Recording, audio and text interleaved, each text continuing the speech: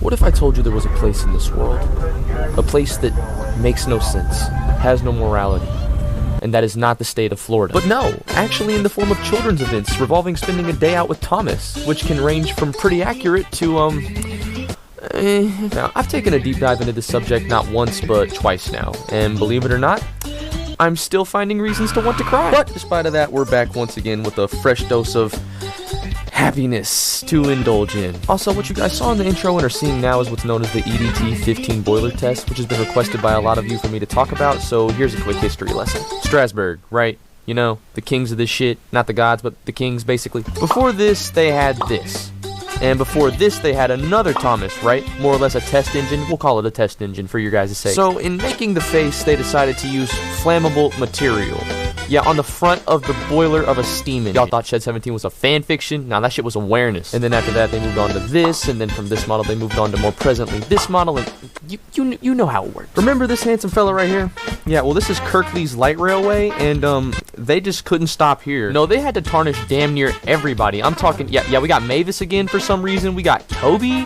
I refuse to entertain the fact that that is Percy. Incorrect. You got his wheels all fucked up, his funnels just looking... This is Peter Sam, don't fuck with me. Hey, good job on the face, though, even though it took you a try or two. Who is that? What is that? Looks Australian. Just a UK boy, we in Huntersfield, take it back. Actually, Satan, you can take all these back, we don't want them. Just look what they did to my boy. Just why? You look like SpongeBob after a meth hit. You may have thought what they did to Toby was wrong, but you see these things here on the side? Nah, those are gills. He can breathe underwater now. Plus that boy thick, damn. Oh my god, if you guys would just respect the history a little bit more, you could have like a serious like RWS inspired character here, but no, you gotta put Thomas's face on it so it looks like shit. I mean, it's better, but he looks like his name's Kevin or something. Oh, Midland Railway, how I wish I could just leave you alone, but you just won't let me. Oh, and your Diesel looks like he's trying to stop Perry the Platypus and take over the tri-state area. What is going on here? How did the meeting for this guy go? Like, were they just like, I mean, we could make a Percy, but let's just paint it blue because that's the only fucking paint we have and call it Oswald. And while we're at it, let's just stick Thomas's face on there. Seems like everybody else is fucking doing it. You know how when you look at somebody, you can sometimes, like, pick up their energy? Yeah, I'm not fucking with this one. Look at the people on the platform. They're like, hey, Jim, are you sure you want to do this? And he's just like, I am a man of iron will. Oh, wait, shoot, I was wrong. It kind of looks like they're about to jump Sir Topham Hatt. Hopefully for what he did here. I get it, Thomas. You're not evil. You're just broken. Ladies and gentlemen, welcome to Severn Valley Railway. We've given up just as much as you have at this point. There is so much I could say about this just one photograph, but I'm going to go back to what I've said so many times before. Why is it so hard to fit the faces on the engine? What does this dude get a gold star for? He wasn't early to class. He didn't bring the teacher an apple. Get the fuck out of here. Here's an engine that the Severn Valley Railway has deemed Andy. Don't know why he couldn't have just painted it green and called it Henry, or centered the face, or have made it fit. All right, so if you Google this image, it says it's Gordon's face, but I'm not gonna do that to him. I'm not gonna do that. No, that's not Gordon. No, it's just not. So this is the engine that they're using to make Gordon, and it's like this is cool. Like, I like the color scheme and everything. It may not be exact, but it's still cool.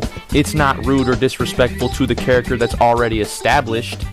Unlike this is. This looks like some shitty ass cake with some gluten-free ass icing. Yeah, Diesel was never steamy, but he smoked, and this is what it did to him. Yep, so just cut that out if you're doing it. Just cut it out. You'll end up like this. This next railroad is called the Langolin? I don't know. It's right there. It's a preservation railway, but there's something that I know that you all don't. Thomas may smile to hide the pain, but the treatment is horrible. When times got tough, they made Thomas choose between his two favorite coaches, and as if that wasn't enough, they stapled Toad's eyes open and made him carry passengers. The two are now forced to slave away, carrying passengers along the short and extremely hard to pronounce line, wondering if Sir Topham Hatt will ever come back for them. Ladies and gentlemen, may we weep for Thomas now, but remember that the real tragedy lies in their portrayal of Daisy. Just as a person, that looks uncomfortable to see. Like, that looks painful. Going back to the energy thing. No, never mind. I'm feeling his. What is going on here? Aw, Sir Topham Hatt, you could have at least came back in 1080p. Alright, say what you want about this railroad that has this ridiculously stupid, fucking hard to pronounce name. They nailed Diesel. Somebody finally nailed Diesel. We can end this on a positive note. Finally. We got the right color. It looks like the face is fitting on there perfect, but I'm not going to look into it. I don't want to be disappointed.